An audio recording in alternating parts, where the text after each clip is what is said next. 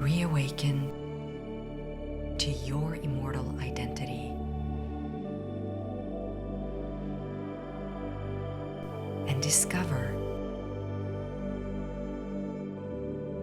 life between life's wisdom.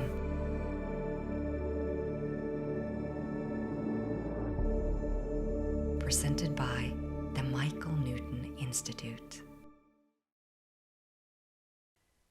Welcome to this special episode of the Discover Life Between Life's Wisdom podcast. As multidimensional beings, souls having a human experience, we've all been faced with challenges as part of Earth School. But being part of this beautiful community of soul-conscious human beings created by MNI, I feel deeply grateful and blessed to be able to share this space with you. Today's guest is one of many who are dedicated to bringing the teachings of Life Between Lives hypnotherapy to the world.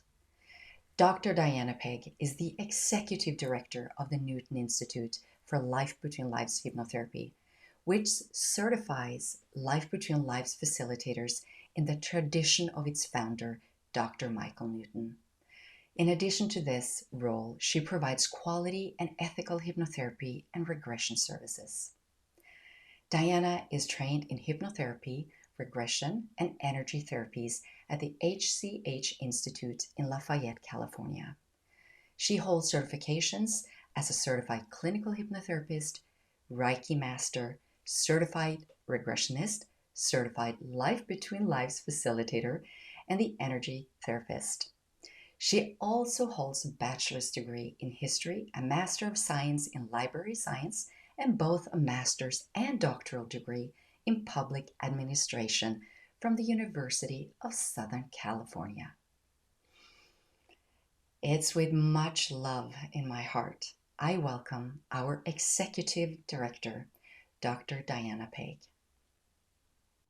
Hi, everyone. And we have this very, very beautiful special session today. We have a special guest, and she's really not a guest. She's one of us. We have with us Diana, who has so beautifully been welcomed by Vibecke. Vibecke, thank you so much. And a warm welcome formally to Diana, a dear friend, a beautiful soul, and such a respected colleague, our Executive Director of Michael Newton Institute, Diana. Thank you for joining us. Thanks, Indrani. I appreciate your welcome. And thank you for Vibecke for inviting me to be here today with you. So it's such a beautiful session that we're really going to do. And I wanted to start it with just a few moments of going into our inner space and just being there. Just close your eyes. And with your eyes closed, take a few deep, slow breaths. Feel your breath. Acknowledge your breath. Own your breath. And with each and every breath you take, allow yourself to completely center in the here and now. Breathing in peace, calm, and awareness. Breathing out any tension, any stress, tiredness, any resistance. And you will feel the need to take another long, deep, slow breath. Feel it.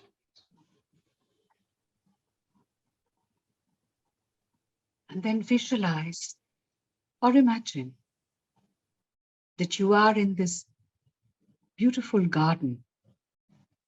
It's very quiet, peaceful, and private. You are surrounded by the nurturing, abundant, nourishing energies of Mother Nature. Trees, with the branches gently swaying as if there's a cool breeze that's blowing. the soft green grass under your feet, and the blue sky above. And you take another deep breath to acknowledge with heartfelt gratitude to this beautiful planet, Mother Earth, who nurtures us, nourishes us, fills us with her vibrant, grounding energies. Feel that. Acknowledge it. And allow yourself to anchor this energy that you are drawing in through the soles of your feet in the center of your heart space.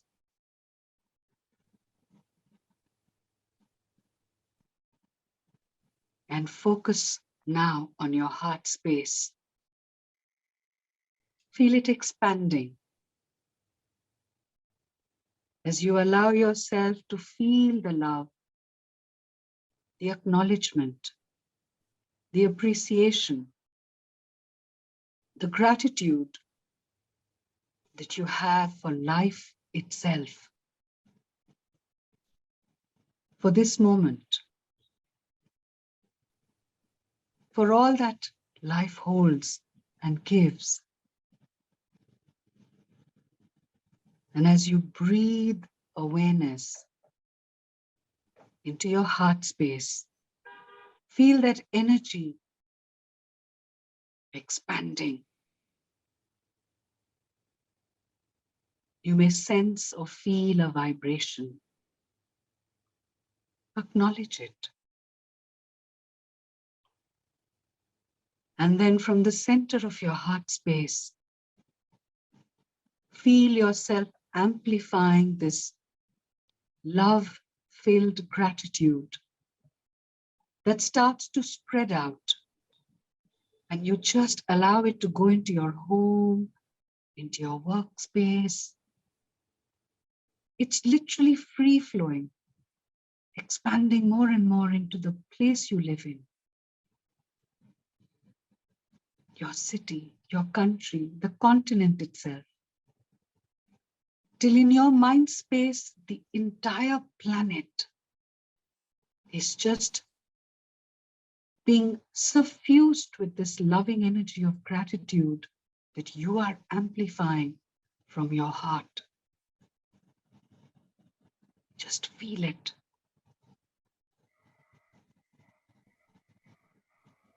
And let it flow into every part of you, around you, above you, below you. And then take a deep breath. Bring your consciousness back into the here and now, into the space, and then gently open your eyes.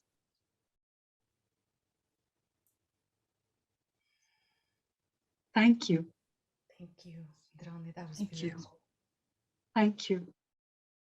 Diana, we're in the end of this year, a year that's been so interesting, so fascinating, so full of learning for so many of us. We've had our ups and downs. We've just explored so much of our own potential in this year. I'd love to know, as MNI, as an organization, and you, Diana, yourself, what has 2022 given you and given the organization? I think it's given us the place of being in the middle and seeing all that is happening around us. As an organization and as individuals, we're facing all of the ups and downs of the world. We're facing the elements of war that surround us. We're facing the chaos of economic disasters, of floods, of earthquakes, of all of the things that exist on this earth. And it puts us in a place of continuing some of the learning that we've had through the pandemic. So some of us have really been suffering this year, as we have in previous years. The pandemic has been a double-edged sword because it's forced many of us to look at ourselves and to try and figure out, how do I survive this? And how do I not just survive by holding on by my fingernails, but how do I actually thrive and learn more about why I'm here in this time? And I think as an organization, MNI has been looking at how can we help people in this process. Our belief is, and our vision is, that we are really here to help people and raise the personal and collective consciousness. And our work is to bring the healing and wisdom of the work that we do, the life between life work, to people around the globe, to help each of us awaken that immortal identity and integrate ourselves with spiritual consciousness. That's what our work is. And our vision is for humanity to live the unconditional love and wisdom of spiritual consciousness. Again, that's why we're here. That is the work. It's very difficult when you're in a place of turmoil to think of things like spiritual consciousness. And I liken it to being down in the mud and all you see is mud. And if you stay in the mud, there isn't anything you can see except mud. And when you are able to learn how to get up on a hill, you can then see the mud. You can then see other things besides the mud. The work that we do with our clients and the work that we share with the world is about how to shift your awareness out of the mud so that you have hope, that you have options, and you can choose. One of the greatest learnings of the work that we do is to learn about how we are always in choice. We always have free will. We can always make choices.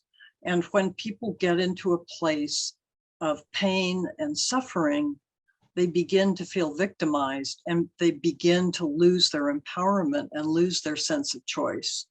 And so if you feel you can't choose, then what do? You suffer. The work that we do with our clients and that we as an organization have been struggling with this year is how do we empower ourselves and the world so that each of us can choose from our highest sense of self, from being in our highest being.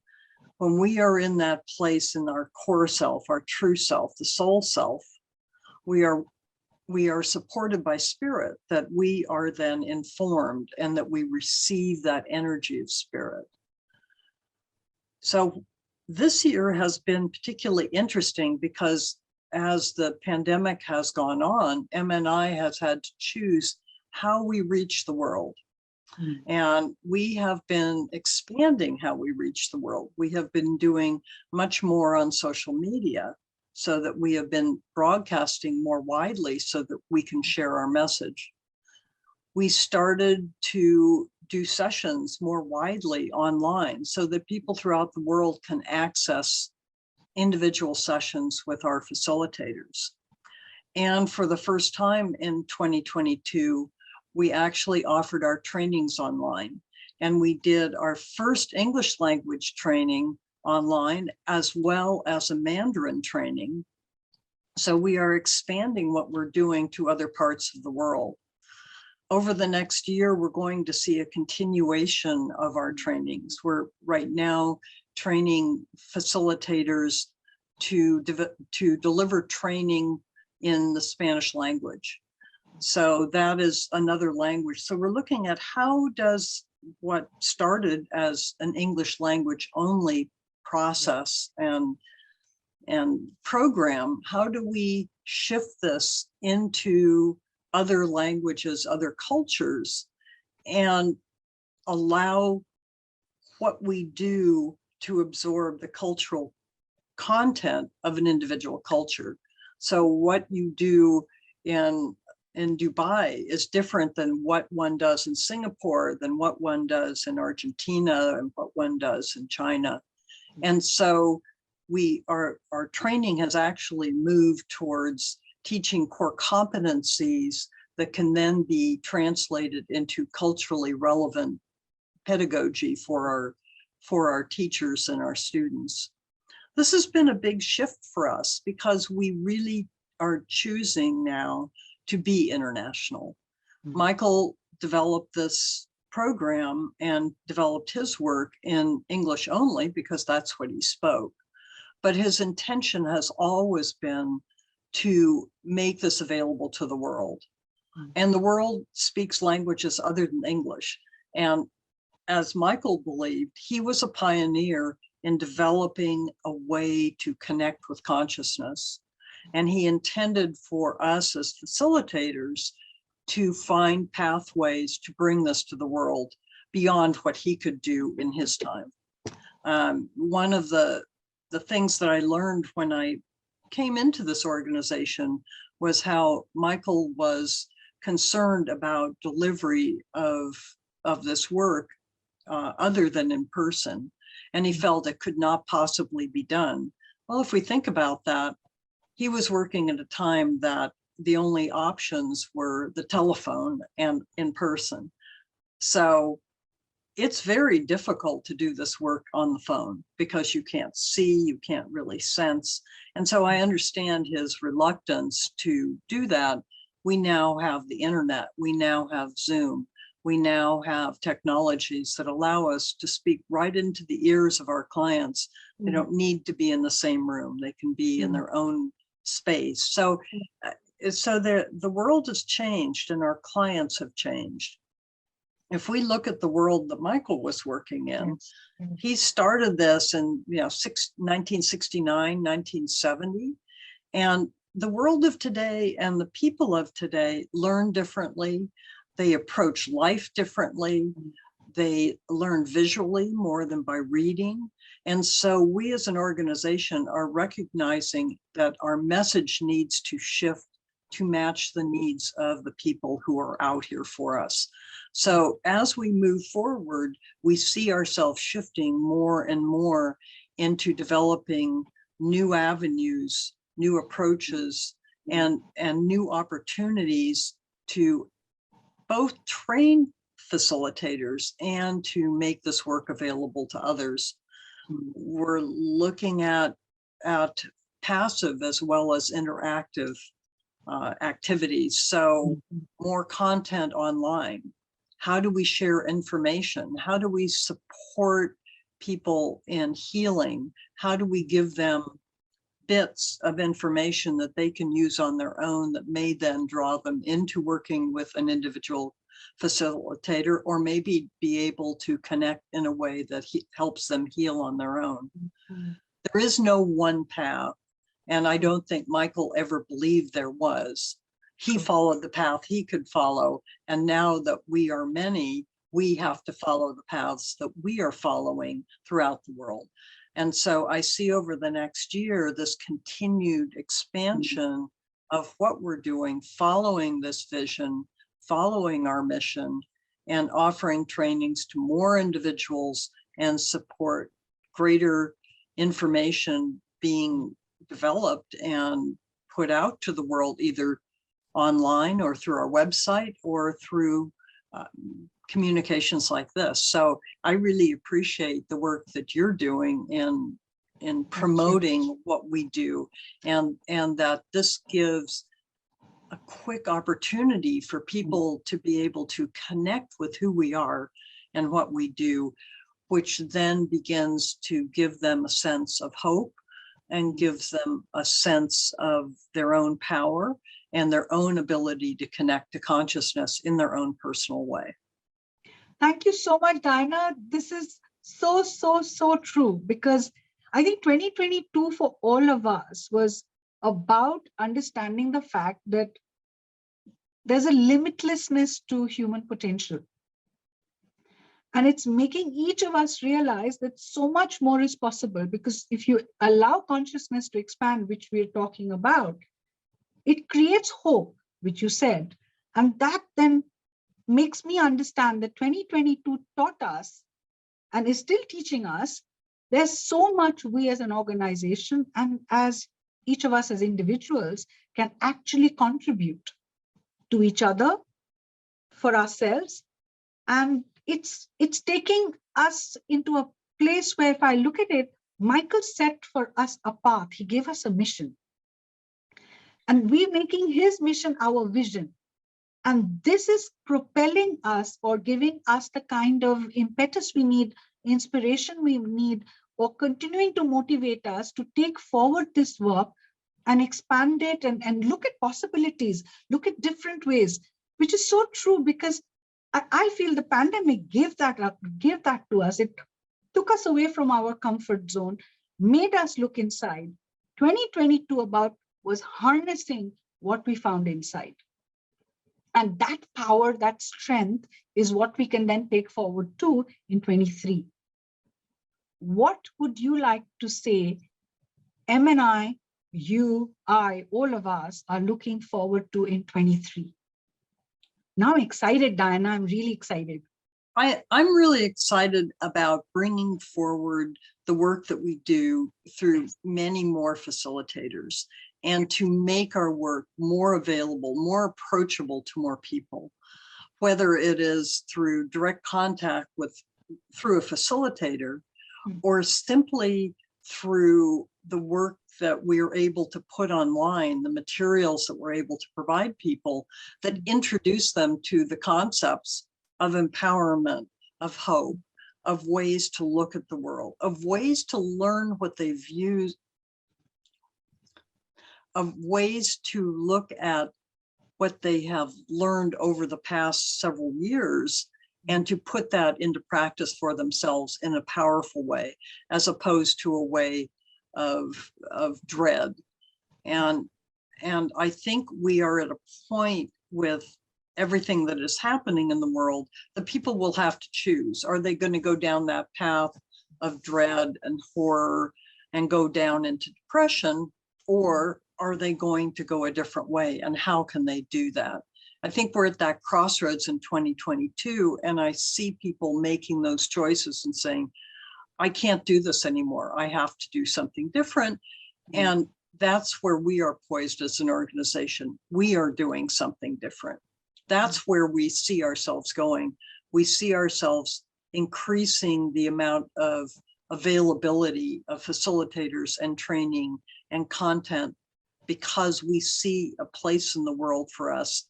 And Michael's work does not sit in 1989. It is here present with us now. And his vision that he began then is very current with us now. It's up to us to translate that into something that the world can use. Yeah, so true. So true. And that, brings me to an understanding, Vibecke, you in your part of the world, Diana in her part of the world, me in my part of the world, we've probably dealt with this year with different learnings, different understandings. We've had to apply different techniques for ourselves. And I think we're carrying forward into 23 a certain awareness. An awareness that is very grounding in itself, because it gives a very beautiful strength.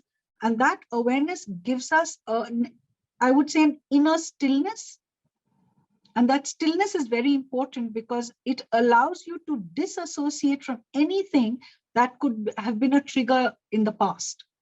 And that awareness gives you a sort of spiritual strength, courage to take forward into 23 all the lessons of these times. And I think we can contribute more. We can be more inclusive in the spirit as MNI and allow more and more people to see who we are, what we do, and how beautiful is it for each individual who goes through that experience. Not just a session of LBL, but actually learning what LBL is. I can't say thank you enough, truly. To me, the work has changed over the last several years. And the clients that I'm seeing individually are ones who are coming in feeling that the world is their fault, that what's happening is their fault, and they're having to learn how to be in the world and not allow the weight of the world to stay within them, but to expand to a higher level, so they're not owning all the pain that's around them. And I see that the work that we do gives people that hope. They're able to see that there is a lot of pain in the world. And as Michael said, Earth School was going to be the hardest place we could ever come. True. And so it's proving true. And we, as he also said, we chose to be here now. We are the people who are here now. And there's a purpose for this, and there is a learning for each of us, and there is work that we're here to do. And I see that our work is to be beacons of light and connections to what we know to be true, that we are all part of this incredible infinite consciousness, and that we share in the wisdom and love and healing that exists within consciousness when we move into that space of connection. And our work is to support people in learning how to do that. It's very simple and very complex at the same time. And when people connect, it's magical. It's just magical. So that gives me hope.